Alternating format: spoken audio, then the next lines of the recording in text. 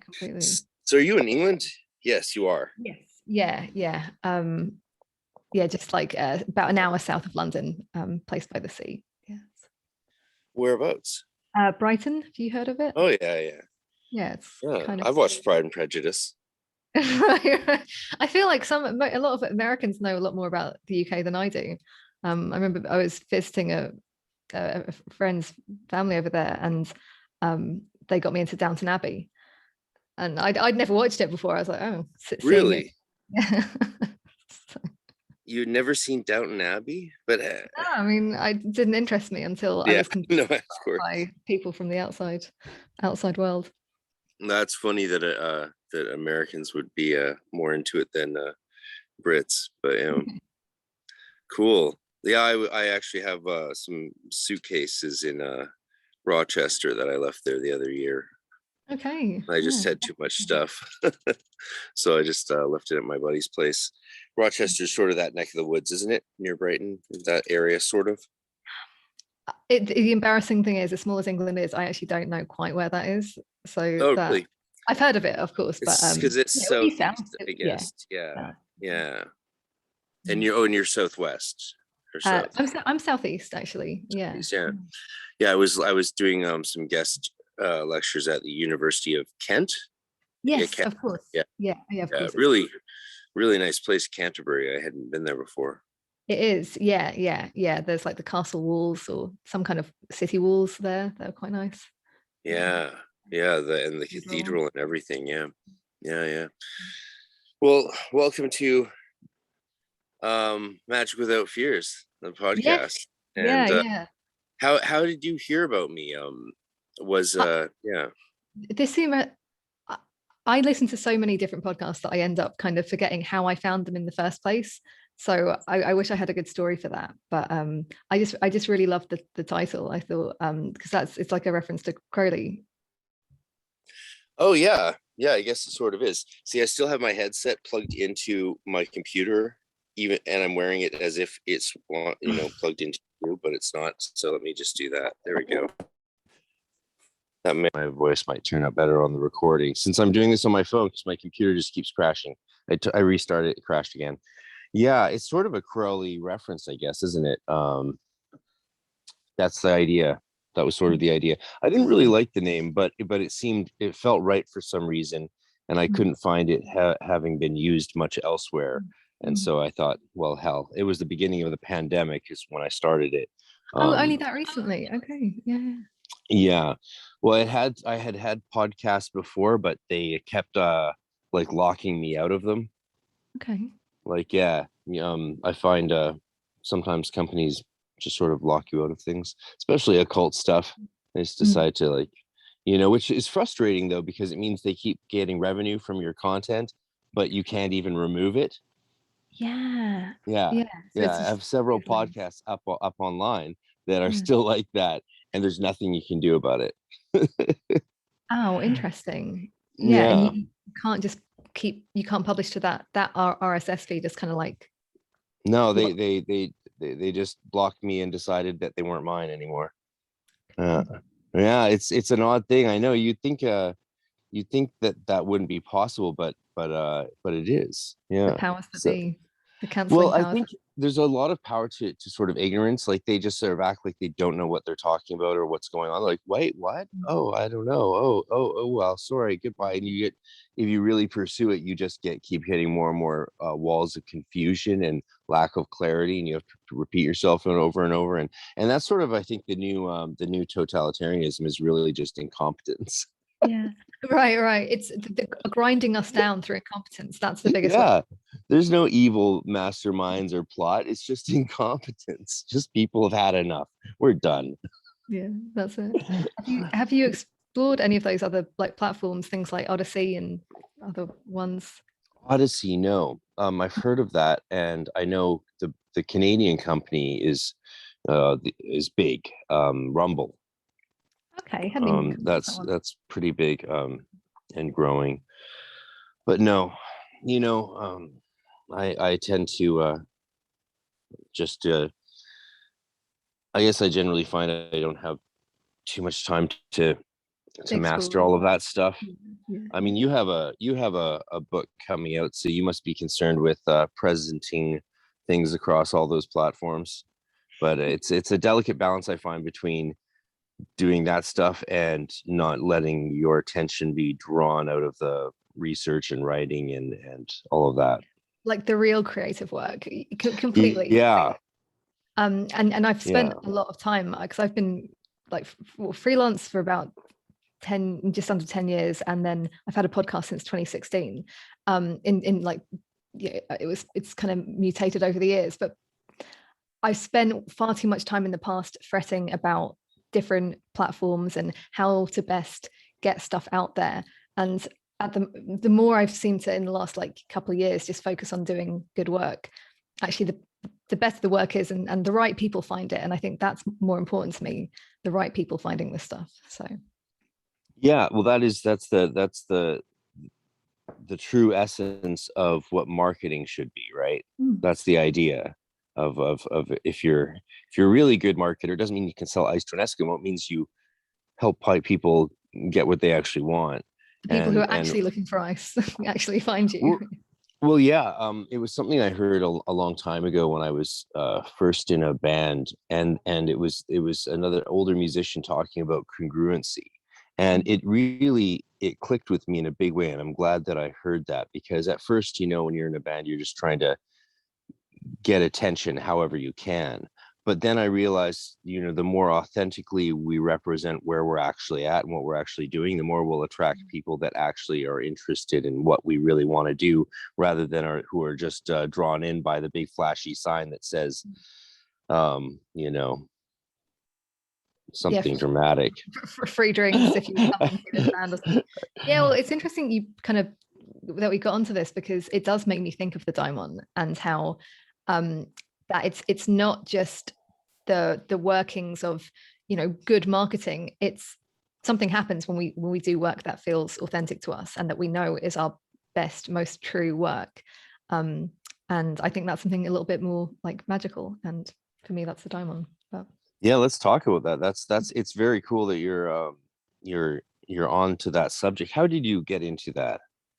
I think it was probably a podcast that I'd listened to about 2-3 years ago, which was on an astrological technique that is meant to find basically the strongest planet in your chart. And one of the things that the hosts at the start was saying was that a Neoplatonist, Porphyry, said that this could be used as a technique to locate the personal daimon in a birth chart. And there was some disagreement about this, and this is something that I've been kind of like losing sleep over. It's like, yeah, but Iamblichus didn't think you could use astrology to find the personal daimon, and having to kind of grapple with that myself. But astrology basically was my way into looking into the daimon. I read a really wonderful book called The Daimon in Hellenistic Astrology, which I do recommend, but it's a tome, and it's very academic and technical. And for me, it's kind of easy to get into the daimon from that left brain approach and do the kind of, which astrology can be. It can be very, all right, let me just like run the numbers and boom, you have the planet. Now go and deal with it. For me, it was then a case of, okay, I've done that kind of the heady research about the daimon. Now, how do I live with the daimon? And that process is kind of what I was trying to figure out while simultaneously trying to write the book about it. Yeah, so is your background in astrology or classics? Or it sounds like you're mixing the two quite a bit. Yeah, no, and I have no formal training in either of those things. No, I astrology I found again not that recently, so sorry, not that long ago. It was pretty recently, about 3 years ago. My background was more in like pop psychology, being interested in like personality typing tests, learning about the Myers-Briggs test. This is like several years ago, and getting a lot of benefit just personally from understanding these terms, and kind of lenses to see ourselves. Basically, I was pretty skeptical about astrology, and I kind of accidentally borrowed a book from the library which had a bit of astrology in it, had a conversation with one of my most skeptical friends, and I was like, oh, come on. Yeah. I mean, astrology, hey, like, how crazy is that? Do people really believe this stuff? And she was like, yeah, but you know that your Myers-Briggs stuff isn't scientific really either. And I was like, Yeah. oh, so, but instead of being put off the Myers-Briggs thing, I was like, well, if that's useful and It that's not was scientific, then it maybe was such a astrology. horrible day. I was so sad the day I found out that it was all a bunch of BS. Yeah. I'm a proud INTJ, and Ah, the write up the INTJ write up describes me to a T.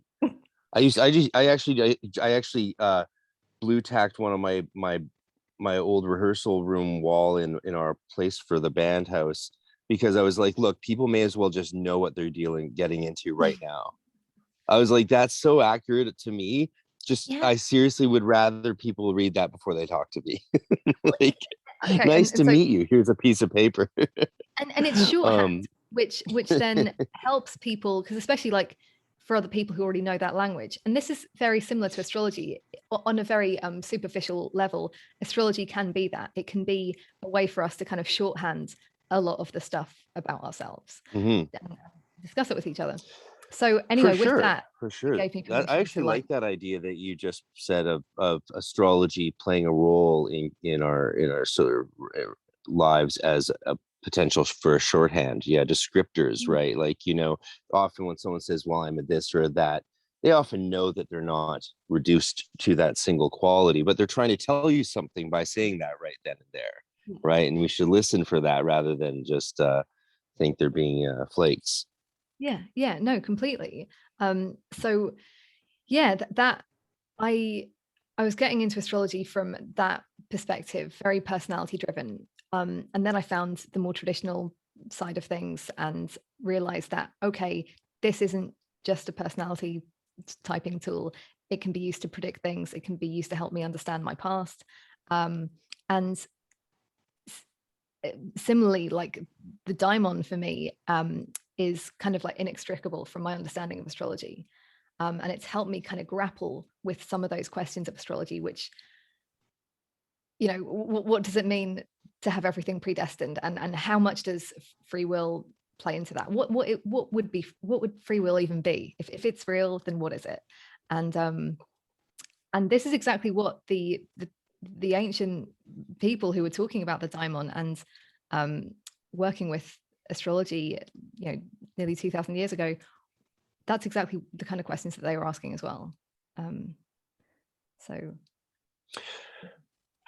What have you discovered in your research about the astrological connection with the Daimon, or yeah, how? well, Yeah, so the teach me. only kind of like from a very, okay, so you probably know that there are houses in astrology, and yeah, the 12 houses all relate to different life areas or topics.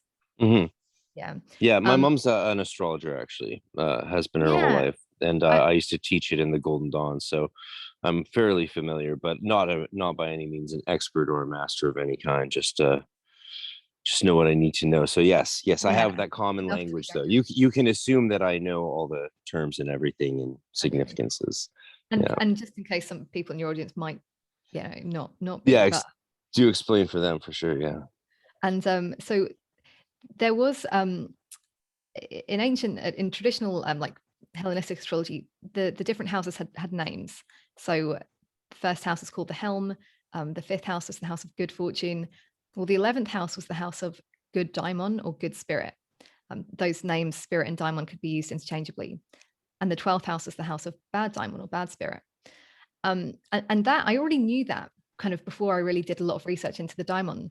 But when I was being taught it, it was kind of like, well, the 11th house, it's about groups and benefactors and people who like lift you up in the world. And it's kind of like somebody who puts in a good word for you uh, to the boss, and you get a promotion. That's the 11th house. And 12th house experiences are like the dark nights of the soul, the unconscious material that we self-sabotage ourselves. But I hadn't really ever thought, all right, what is that spirit? What is that daimon that these refer to? Now, while I don't think that these describe, very specifically our personal daimons, I do think that those houses can really speak to experiences, and encounters that we have with people that are daimonic in nature. And what I mean by that is that those kind of experiences that we have, like let's say we have an 11th house transit, something happens, we meet somebody who just really helps us out in some way. I think those experiences are the things that kind of push us or like guide us onto what I'm calling like our path or our destiny. And 12th house experiences, I think, do the same thing. They just do it in a less pleasing way and a way that we might feel is subjectively very difficult. So that would be one lens to see at least daimonic experiences, as in destiny related experiences in our birth charts. Does that make sense? And yeah, and so it's the helm, the 12th house is called in Hellenistic astrology. That was the First first house. house. First Yeah. house. What's the 12th house called in a That was the house of Hellenistic bad astrology? daimon. Bad daimon. Bad, Or evil really? daimon. Malas daimon. Really? Huh. Well, yeah, What and it's is the daimon in sort of Western terms? Are we talking about something similar to the nativity angel, or how are you using it in terms that might be understandable to someone in the Western mystery tradition or Western spirituality who doesn't know Greek and yeah, history? that's a good point. And this is where I spend about half the book trying to figure that out. And Oh yeah. Okay. there are, just because there are lots of different ways you can see it. And like for me, I grew up, I was raised Catholic, and I was told that I had a holy guardian angel watching over me and protecting me. And in some ways, that has been a liken to the daimon. I personally don't see the daimon per se as a like totally angelic or protective force. I think it's much more aligned with destiny. And in fact, like literally just the other day, I was reading a copy of Plato's Republic, where he talks about the daimon gets mentioned basically at the end of the Republic in the story, The Myth of and it's basically a story of a man who died on a battlefield, goes and sees kind of the inner workings of like the heavens and how all the souls choose their lives before kind of going back down to earth or going to earth for the first time. And they also get assigned a daimon. And I'd heard this story and I reference it in the book, but I hadn't seen this particular copy, this particular translation of the Republic. And in it, the translator takes daimon, which it would have been written because daimon's a Greek word, and replaces it with the word destiny. I was like flicking through it. I was like, why I can't see the word daimon. Oh my God, he's actually just replaced daimon with destiny. And that's crazy because that's kind of the big point I'm trying to make in the book, which is overall, we could just use daimon and destiny. It's the same thing. It's just that the daimon is a helpful way for us to kind of paint a face on our destiny and actually have a kind of personal relationship with it. So yeah, but I say that destiny can feel very impersonal, and we can get it confused with the kind of crap that happens to us, and that doesn't always feel very good. But I actually do find it quite helpful to like fully personify that, and my daimon is like a fox-headed fawn type being. So hopefully that messy description gives you some ideas of what I'm trying to play with when I think about the daimon. Yeah. It was, of course, a word Yeats famously used in his magical motto, W.B. Yeats. Everyone loves him, right? Yeah, good. Of course, back then, their Greek wasn't as good as ours, obviously. Not that ours is, mine's not very good. But so he was, his nickname was Demon because they didn't really, yeah. He misspelled it, I guess you could say, a little as Daimon, doing the AE spelling, which I think that's just a Romanized way. It's a Romanized, yeah. So their Greek wasn't as good. They were better at Latin, right? And that became Demon, and then he was just nicknamed Demon, which led to in our century really people thinking that his motto was Demon. Est Deus inversus, the devil is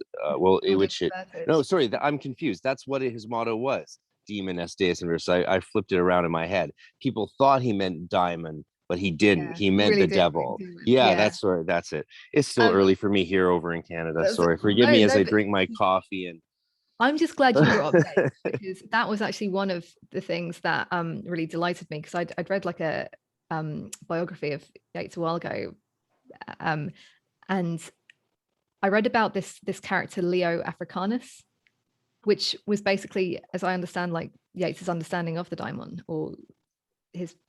Yeah, he plays with that a lot, I think it was, especially in the vision theory and all of that. And yeah, and I want to say that because that was an interesting thing, because I think Leo Africanus was like a historical character, and I think I left it out of the book, but part of my research was, could your daimon show up as like a figure from history?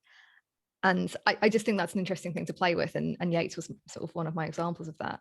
But I think later Yates is a great person to explore for trying to wrap your head around the daimon if you're ready to kind of go into his world. Yeah, that was something that I haven't gone too deep into in the book, but I do mention him a little bit. yeah, also he was a Gemini, so that makes it extra fun, Yeah, trying to figure out what he actually meant. yeah, My best friend growing up was Gemini, and I was also once upon a time married to a Gemini, and I learned quite intimately that what they actually believe can be quite different from what I mean when I say I actually believe something as an Aquarius. Gemini's a bit more mutable, just a little bit, just a little bit, as proof by the fact that I'm no longer married. right. Blame it on the Gemini. Yeah. Poor Gemini, they get such a bad rap. they totally do, and they deserve it. What's your sign? I'm a Cancer rising, Sun in Aries, Moon in Sag. Oh, lovely. I have my moon in Sag. That's a fun one, right? That's why you've got issues with Gemini. Is it? Well, no, I think and there's it's in the second house too.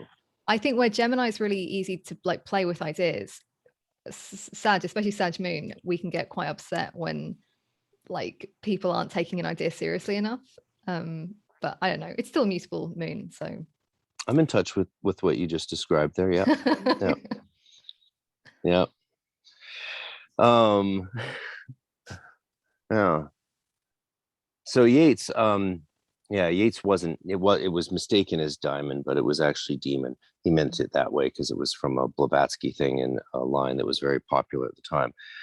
But the idea of the diamond in today, and it's the word's coming back, which is interesting to see the word coming back. People are replacing it for a couple different things. People are using it to replace for familiar spirits and spiritual guides, and people are using it to replace for angels, and also even, of course, actual demons. If you get into this, what some of the goetic magicians are up to, and calling different things diamonds, because there are a lot of diamonds. I mean, what I was told in I think early high school or college was that everything had a diamond in an animistic sense, and there was a diamond for the salt shaker and a diamond for the all these things. And I don't know if that was true, but that was what we were told.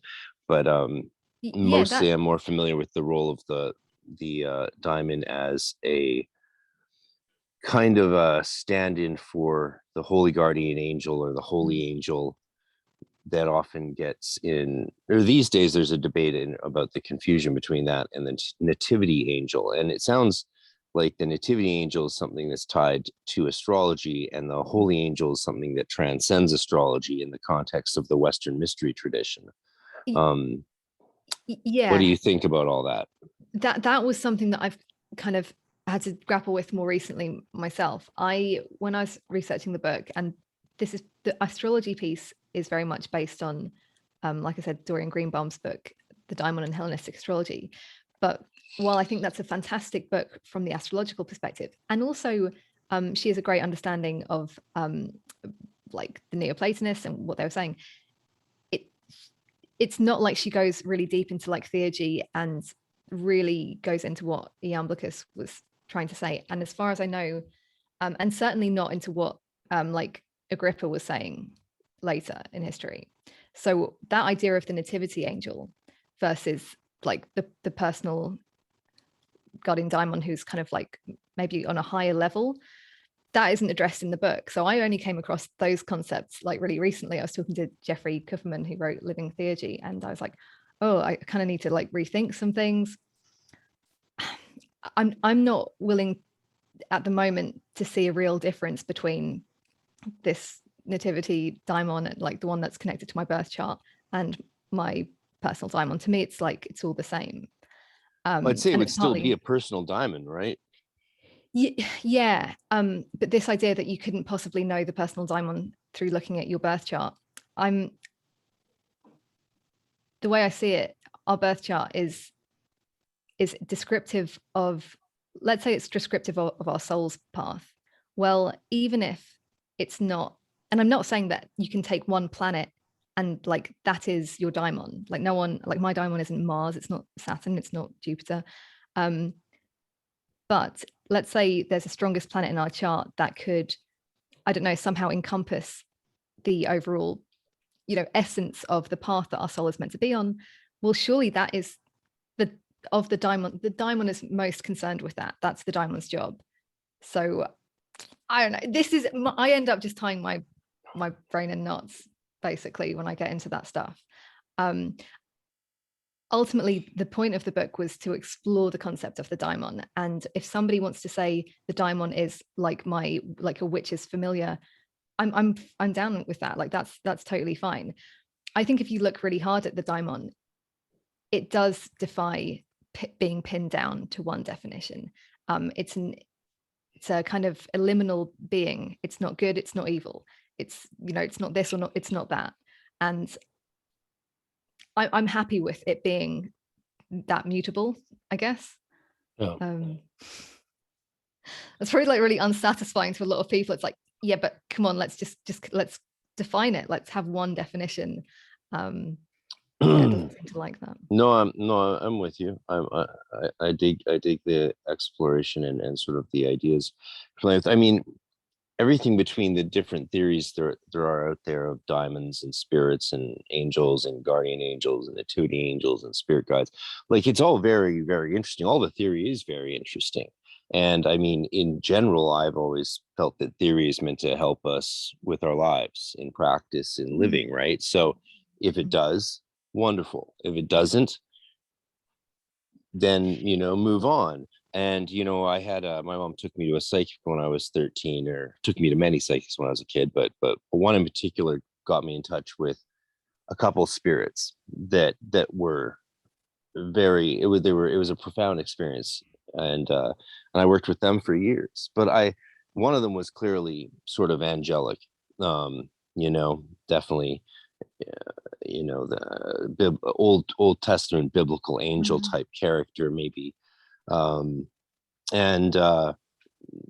really did a lot of work with that spirit throughout high school. Got me through some rough times in grade 9, 10, that sort of thing, and or 8, 9, 10, and the other spirit was definitely more a part of myself, and I could tell that was what was very interesting. So this psychic, who was quite a famous one to the stars and all that noise, but she was good, and you have to be good, otherwise people aren't going to keep paying you crazy money, right? Like, let's face it, there has to be some results, otherwise they are nuts. And so she was good. She was really, really good. In fact, I wish I still had the cassette tapes she recorded from the sessions, because I'd like to, everything I thought that would never be true that she said turned out to came true, including me making masks of all things, which when she said, I'm like, oh, well, not all psychics can be that perfect, right? It's like, well, as a kid, I was like, woman, I'm never making masks. Trust me. I think that's the really stupidest thing. Yeah. She's like, I see you making a lot of masks. Then all of a sudden in grade 11, I decided that the school wasn't putting on enough plays. So I gathered all the cool kids together after class, gave them some scripts. We started rehearsing plays that I was directing and producing with my buddy. And they were all a bunch of Yeats plays. And so right before we went into stage production, next thing I knew, I realized, and I remembered that what she said, but I hadn't remembered it till then, when I was sitting there putting plaster of Paris on someone's face and making like 10 masks, because Yeats has masks in most of his plays. And I was like, holy shit. And I was like, that's crazy. And I was getting really into it, but I had forgotten what she even said. Did she plant that in me and cause it to happen? I don't think so. I don't think that her saying that somehow planted the seed that led to me therefore making masks one day. I think she saw me making masks, a lot of masks. She had a glimpse of it. I was like, oh, for some reason you're going to make a bunch of masks. And I've been obsessed with making masks ever since. They're used in Golden Dawn rituals, they're used in Yeats plays, and hey, who doesn't enjoy Halloween? Exactly. And it does make you ask the questions like the problem with time, because time is the thing that's kind of making this so much more of a mystery. So when somebody's getting like a snapshot of you making masks, that actually does make sense in the grand sense of like scheme of things, but because we're dealing with this annoying concept of time, it seems like a big mystery to us from our perspective. So similarly, like when I'm thinking about the daimon, I really am thinking very much about, again, coming back to this concept of destiny, the fact that you were always meant to be making those masks, and who knows, like maybe there'll continue to be a mask story, you know, throughout your life. And so this is why, like, just one of the concepts of the daimon that isn't that helpful for me is when I think about it as just a purely protective force. So even though I love the concept of the kind of protective spirit like I had when I was a kid, I think we have that. I do think like I have a guardian angel. I don't think that's my daimon though. You know, I don't think that the daimon is that interested in protecting me. It's interested in getting me to fulfill my destiny.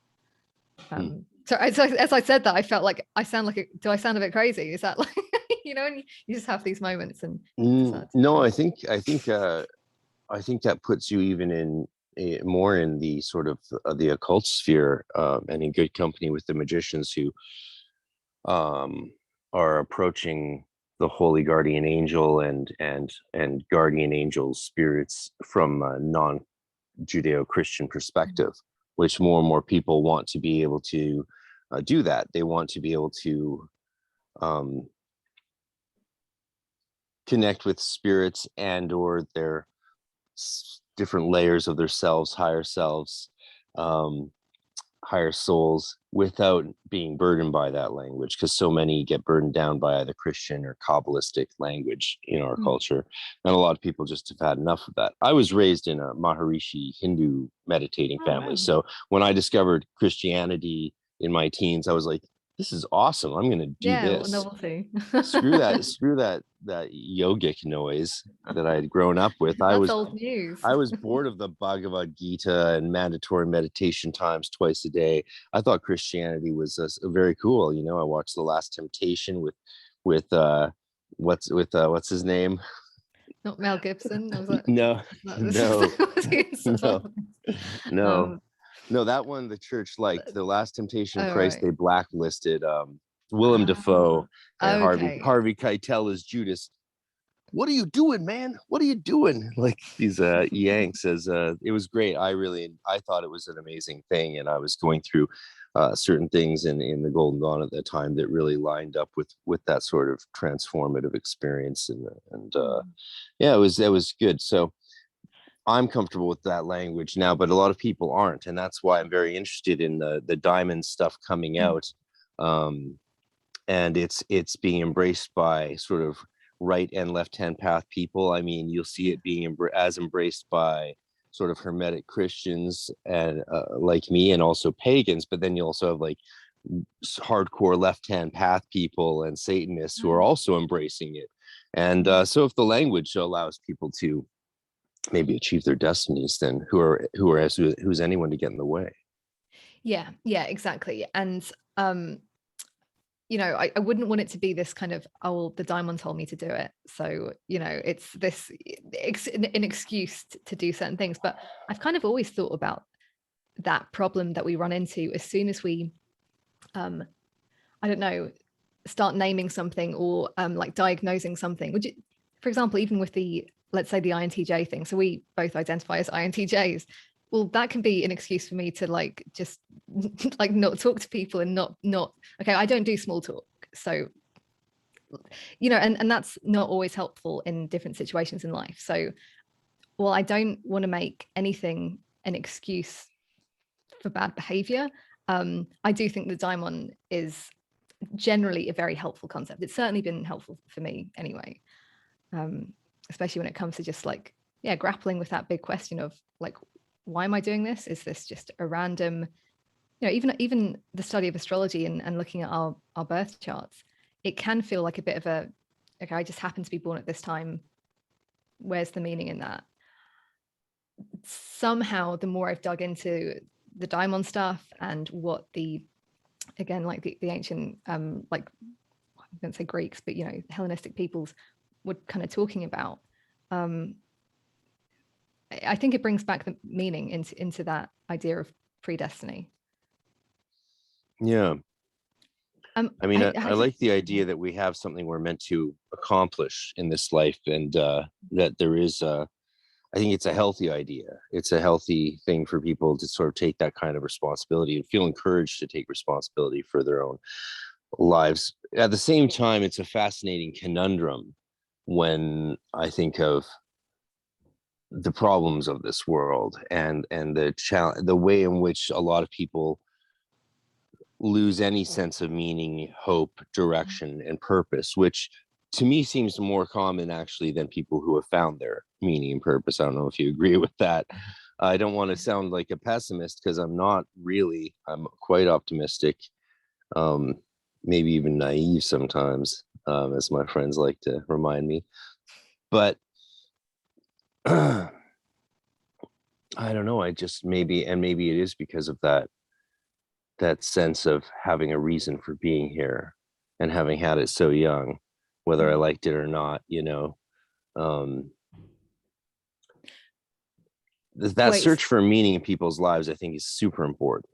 And it's definitely one of the major motivating factors in my life to help, because you can recognize places you've been at, right? You can see it. And if you've been at wayward places, but you've had something that was able to carry you through them, then the gratitude that comes with that survival is something it's hard not to feel wanting to share that, projected outward.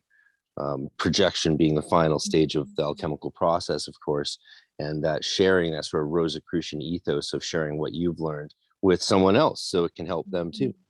And that's a big thing for me. Yeah, and especially those times, and this is what I think is so magical about the 12th place, 12th house in astrology, is because often it can describe those things which, when we're in them, it's like the worst possible thing, but afterwards, and like you said, if you get through them, then what you're left with is, I guess, a much stronger sense of like who you are and what you're here for. And that I don't think it's as simple as saying it's a certain job, or like you have to like save this kind of person or do this certain thing.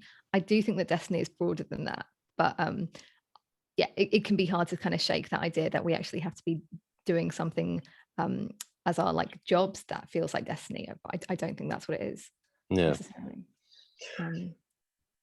I've noticed in my life's dharma that the spirits, the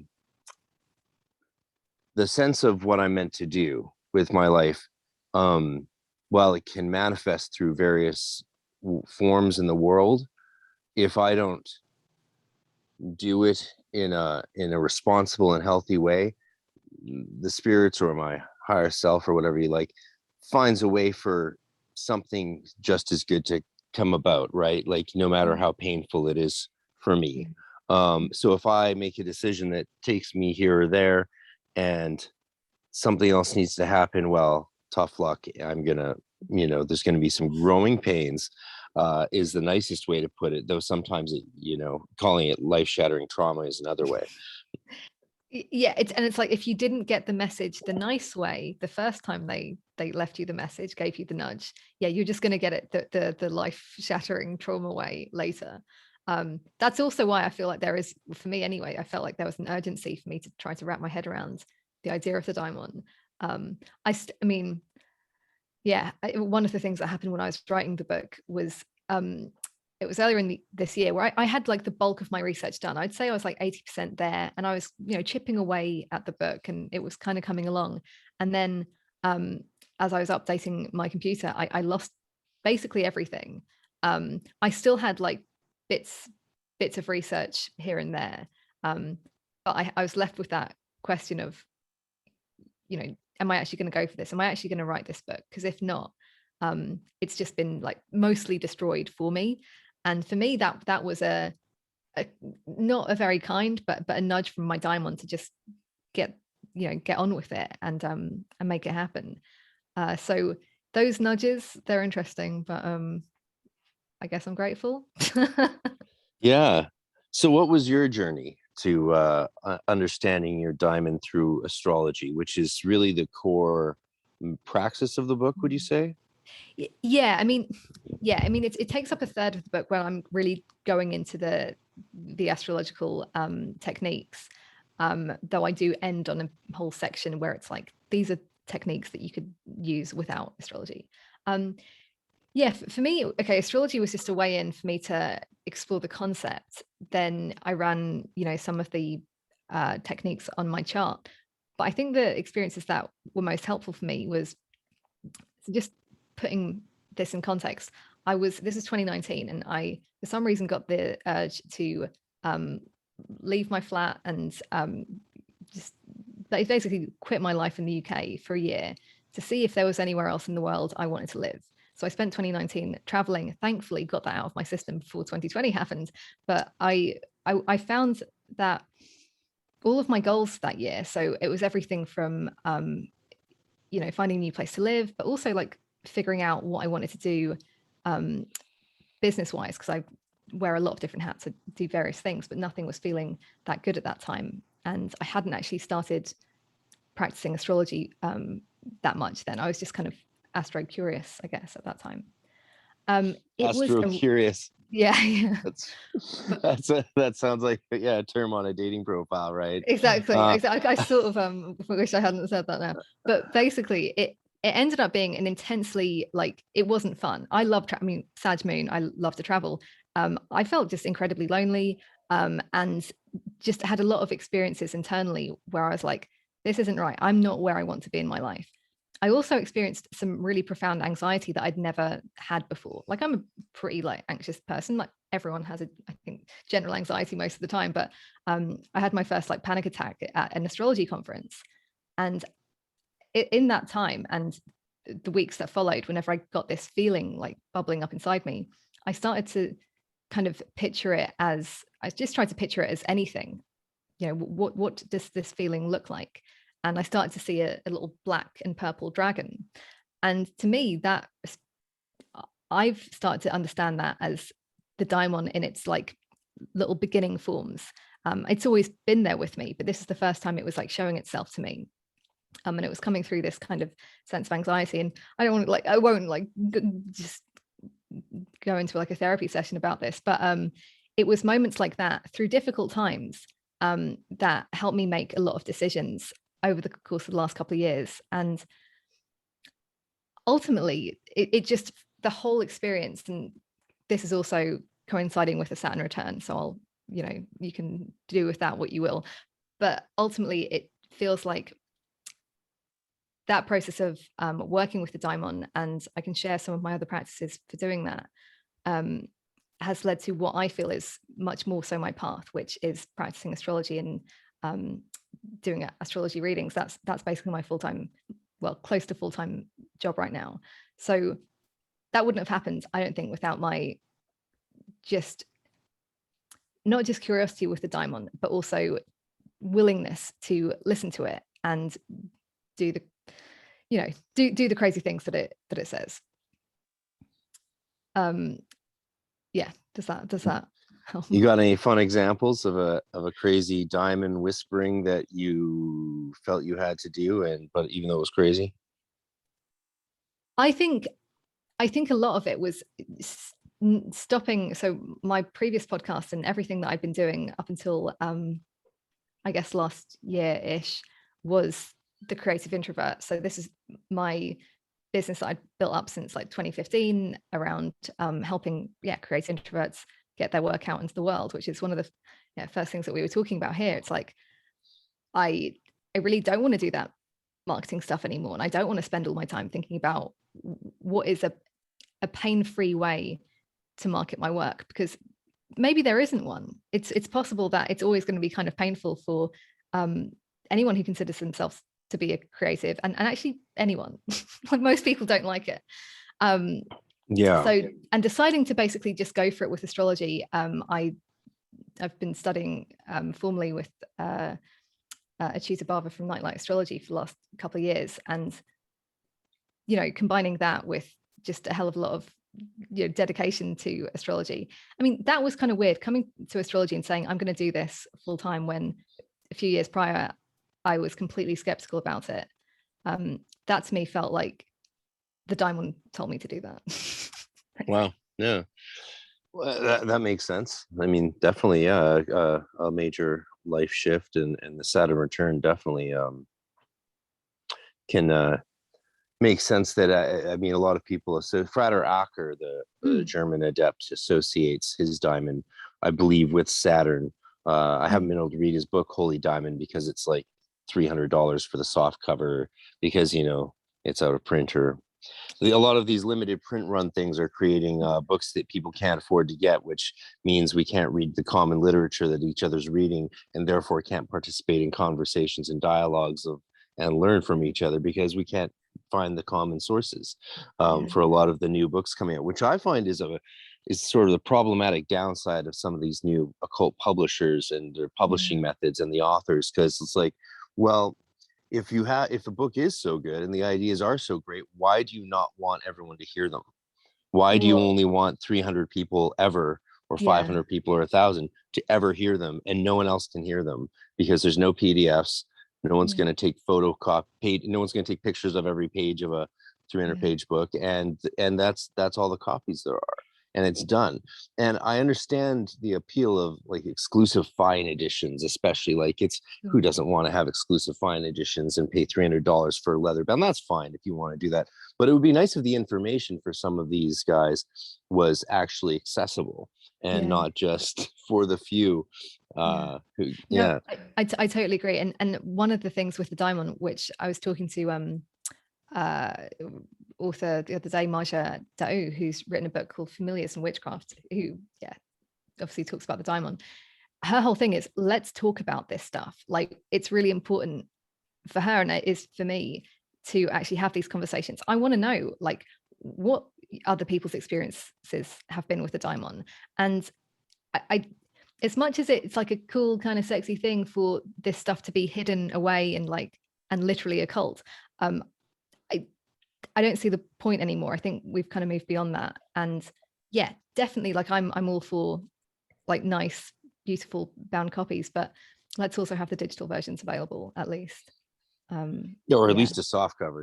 And I mean, if you have to charge $60 for it, so be it. But it's better than not having it available. And maybe there are those copies of this book out there. I don't know. I'm just sort of complaining.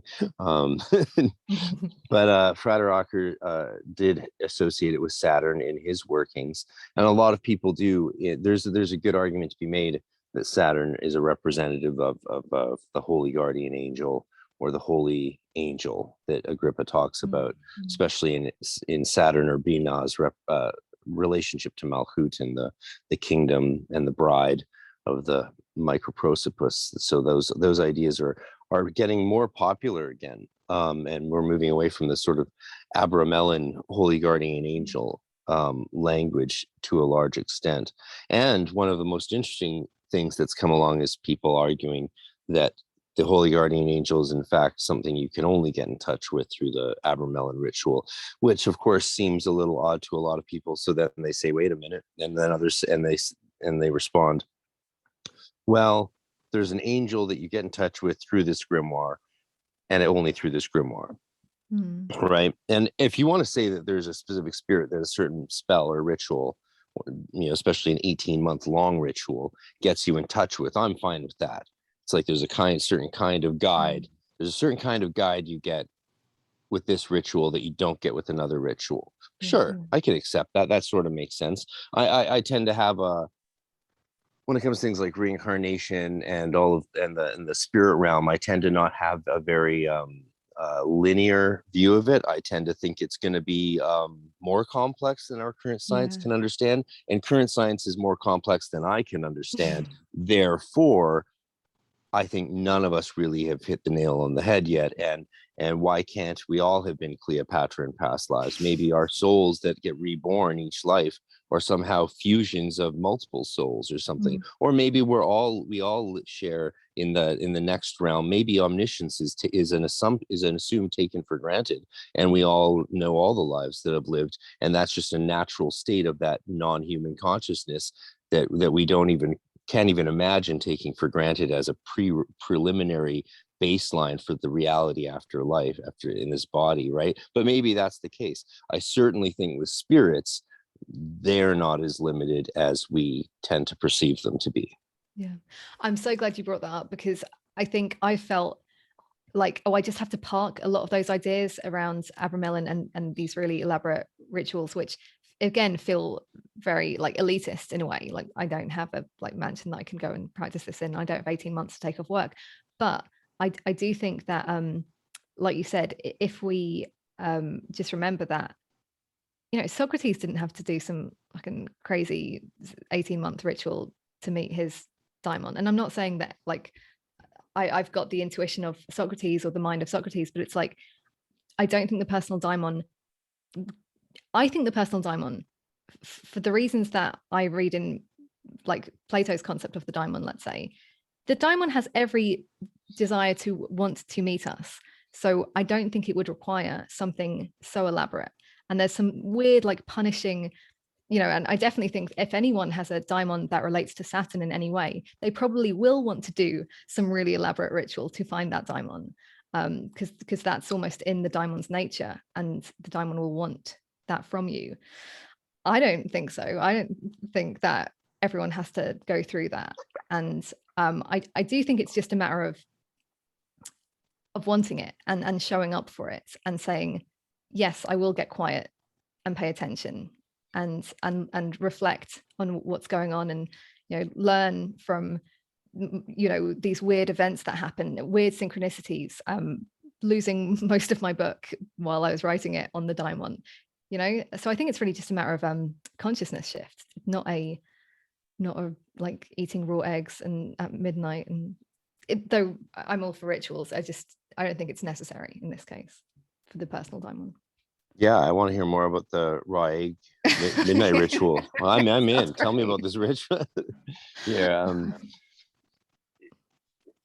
Given the multiplicity of spirit guides and beings and spiritual creatures that a person can come into contact and that magicians often spend their time with, it does seem a little odd to me that we would place particular ones on pedestals and take, you know, generally we know spirits tend to like to lie or tell us what we want to hear, because they don't really understand our world too much, so they don't have the same presumptions we do about certain things.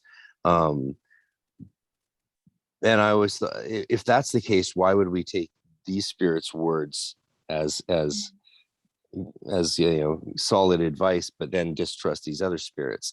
And it makes me think that again, all of these spirits together can be seen as guides for understanding our divine will, because whether they're trying to keep us on our path or knock us off our path, they're still sort of there for our benefit, right? Like the Hebrew Bible's idea of Satan is as the adversary who's working with God. He works with God to gamble over Job's faith in life. I was hearing some fascinating new research coming out of some Dead Sea Scroll scholars that are giving new insight on the Job story. Actually, very interesting stuff. Yeah. That sounds fascinating. What do you think the point of having spirits that we put on pedestals is, and take a lot of advice and guidance from, whether it's intuitive or explicit, versus just the multiplicity of spiritual creatures that we can interact with through different means? Yeah, and this is, I really love that point. And I think something that you were saying earlier about how like your kind of like construct of like how things work, it's probably a lot more complicated than we think it is.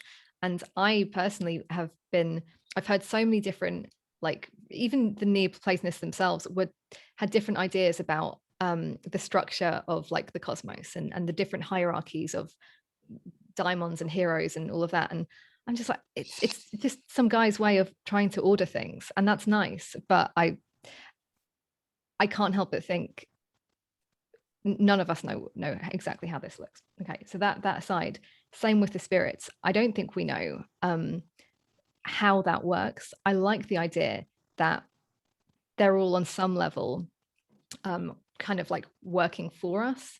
But ultimately, for me, the personal daimon, I think the simplest way for me grappling with it has been this idea that the Zoroastrian religion had, which was, you've kind of basically got like almost like a cartoon angel and a cartoon devil, and that you could see them as generally good spirits and generally bad spirits, but they're not personal. But then you've got the Fravashi, which is your kind of go-to guide for helping you steer between them, and that is like singularly the one that's kind of watching out for you and making sure that you are on your path. I think it's just What a was the question word you said there? Fravashi or Fravashi. Okay. Yeah. New to me. Is that a Greek word? Zoroastrian. This whatever Hardcore. that is. Yeah. Well, yeah. This is the kind of rabbit hole that I ended up going down with this, and it was just one of the first instances of a guiding spirit. So not just like a guardian look after you, but something that is actually helping steer your soul, and not given to the bad spirits, not given to the good ones, but just kind of do you, basically. And to me, that's what the personal daimon is. Could you say, well, that's just your own, like, is that your higher self? Is that just your own like divine mind, your own like mental like faculty or connection to the divine mind? Maybe. That's kind of the point of the book, was me sort of trying to explore those different possibilities. So you explore the issue of like the sort of I and thou, the complexity of that liminal barrier that may not be as real as it seems in this world.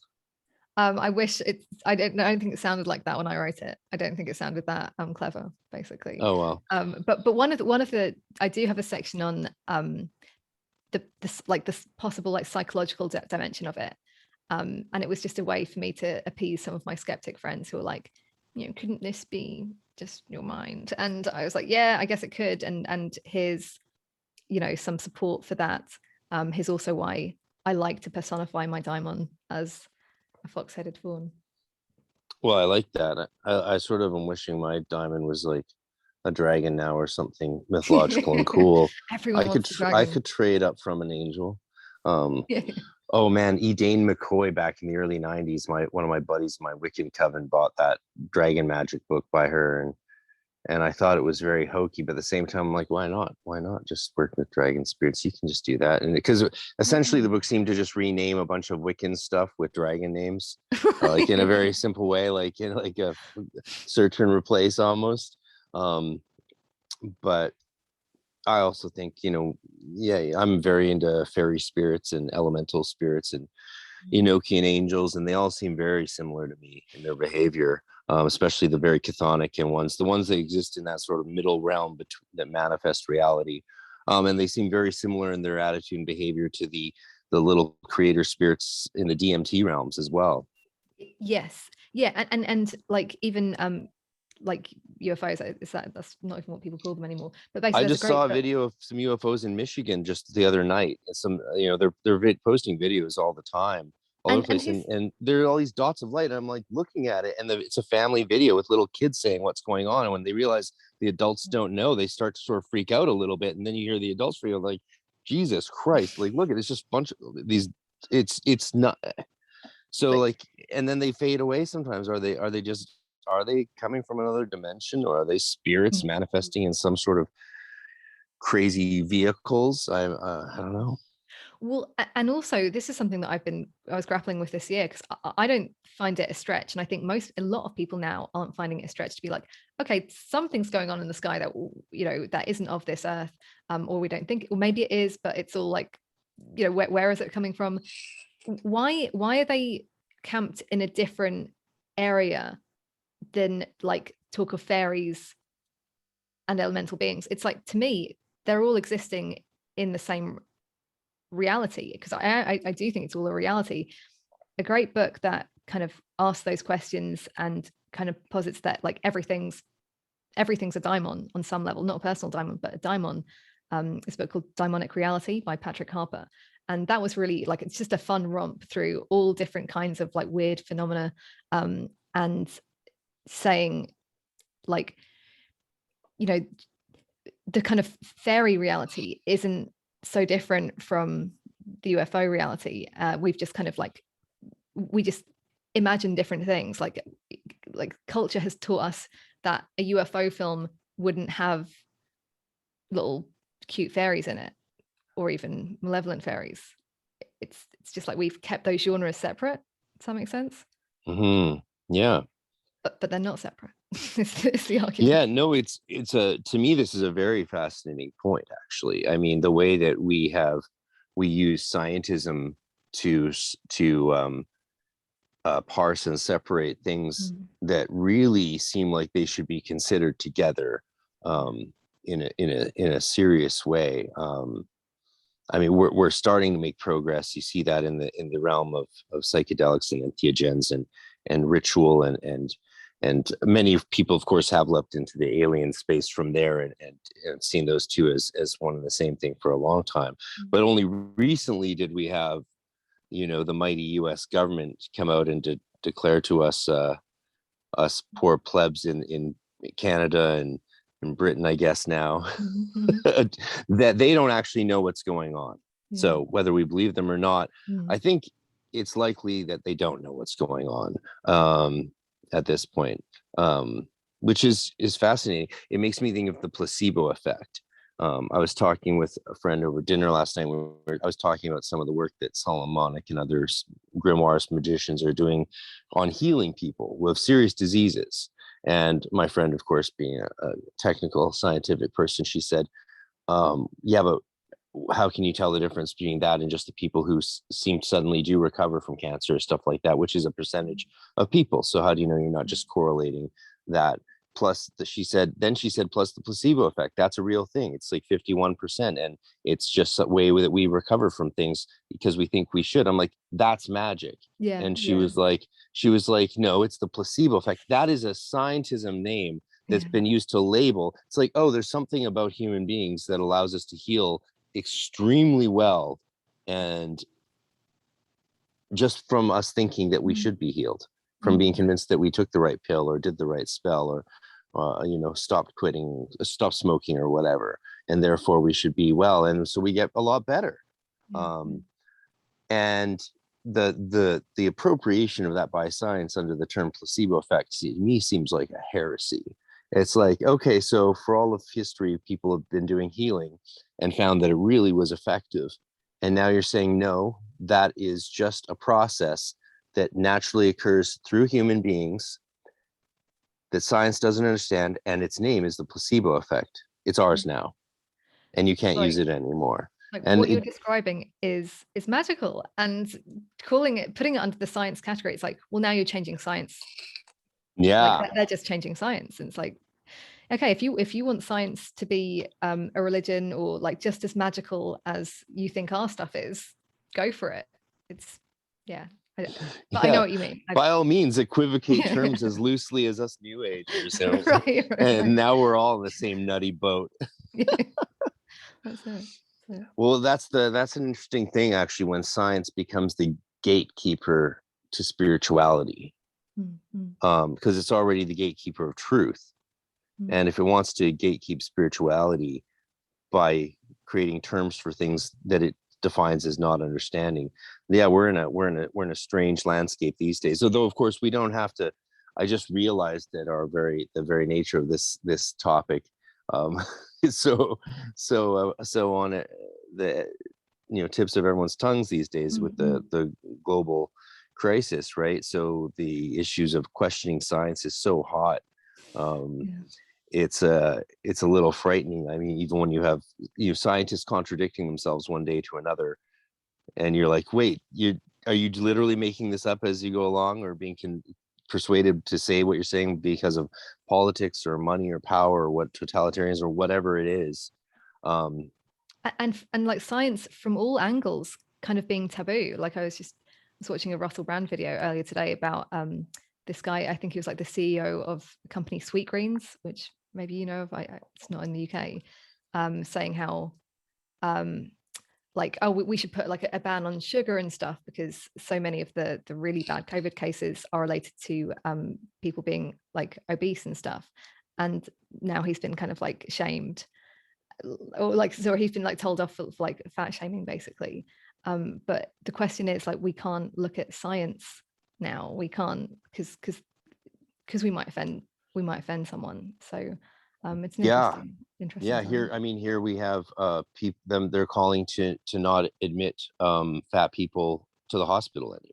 That's what they're calling for, and to not treat them for COVID if they get it, because they don't deserve it because they're fat. Wow. We also have like Rutgers University, which you've probably heard of, right?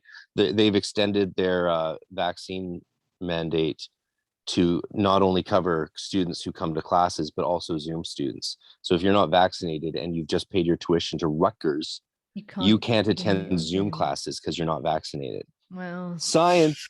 It does. It's a confusing time. I thought the Neoplatonists were confusing me, but I think just the world today is. I love that. Confusing. I love that modern science has gotten to the point where Neoplatonism might make more sense. Frater, I was like, I really enjoyed this chat. It's getting late over here, so I probably should go to bed. Well, tell people a little bit about all your places and where to find you, and maybe any last advice you have for their astrological search for their personal diamond. Yes, absolutely. So you can find me at catroseastrology.com, and that's where all my stuff is. And there'll be a link to the Kickstarter, so you could support the book if you choose to do that. In terms of the astrology, I definitely think looking at, if you have your birth chart, definitely look at the 11th house and the 12th house in your charts. And like I said, reflect on some of those experiences, people in your life who have, you've had positive experiences with, even the negative ones. And you might be able to spot some patterns in there. And that will basically could show you a little bit more about the path that your Daimon is nudging you on. I go into this in the book. I go into 3 other astrology techniques as well. So if you want more people, buy the book.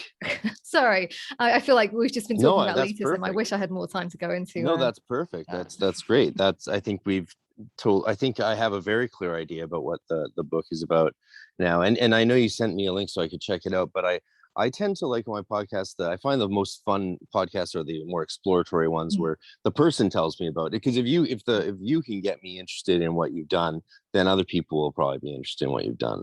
And I think it is very interesting. I'm very curious to see the kind of map you've laid out using a bit of Hellenistic astrology and a variety of things, it sounds like, to suss this out, because it's an interesting question, especially between the theories and the experience. I think we have a lot more to say on that, and that's why I'm really glad you had a chance to come on the Arnemancy podcast with me, Reverend Eric.